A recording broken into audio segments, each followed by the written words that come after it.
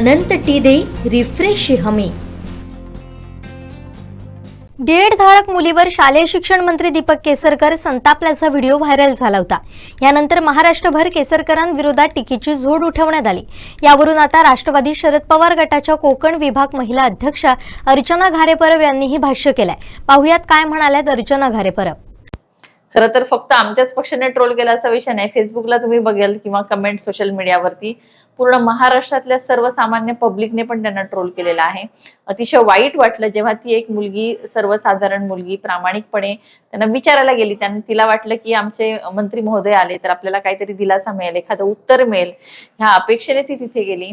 तिने अतिशय कळकळीने, आर्त स्वर होता तिचा, बघितलं तरी असं आठवत, म्हणजे ऐकलं तरी वाटतंय, आणि ती विचारत होती। पण त्यांनी जे उत्तर दिलं ते अतिशय वेदनादायी होतं, अतिशय त्रासदायक होतं। उभ्या महाराष्ट्राला त्याचा त्रास झाला। एक आमची भगिनी, आमची लेक विचारायला गेली आणि त्यांनी तिला डिस्क्वालिफाय करू असं उत्तर दिलं। त्यामुळे सगळ्यांना वाईट वाटलं। बरेच जणांचा उद्रेक झाला, मग तो सोशल मीडियाच्या माध्यमातून झाला, बऱ्याच माध्यमातून झाला। मग आता अशा वेळेला असं वाटतं की एक सावंतवाडीची संस्कृती, एक महाराष्ट्राची संस्कृती आपण नेहमी सांगत असता की कशी आहे, काय आहे, आणि आज आपणच एखाद्या महिलेला असं बोलता, ते ऐकून खूप वाईट वाटलं। तर कुठेतरी आज या शिक्षकांना न्याय दिला पाहिजे असं मंत्री महोदयांकडे आम्हीही मागणी करतो। कुठेतरी त्यांच्या भावनांचा आदर करून लवकरात लवकर ही प्रोसेस सुरू करावी, आणि असं वक्तव्य केल्यामुळे वाईट वाटतंय आम्हाला, त्याचा आम्ही निषेध करतोय।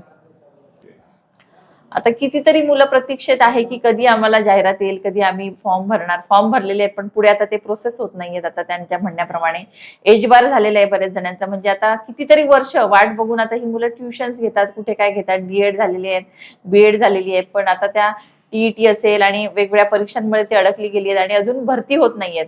मुलांना शिक्षक नाहीयेत, मुलांची गुणवत्ता खालावत चाललेली आहे। महाराष्ट्राचा गुणवत्ता पण खालावत चाललेली शिक्षणाची, कारण त्यांना अपुरे शिक्षक आहेत, कितीतरी जागा रिक्त आहेत, आणि अशा वेळेला भरती झाली पाहिजे।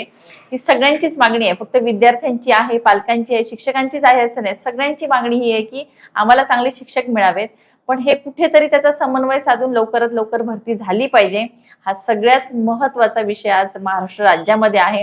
आणि आपण म्हणता की शिक्षण हे मुलांना मिळालं पाहिजे, उद्याचे भवितव्य आहे, आमचे उद्याचे भावी पिढी आहे।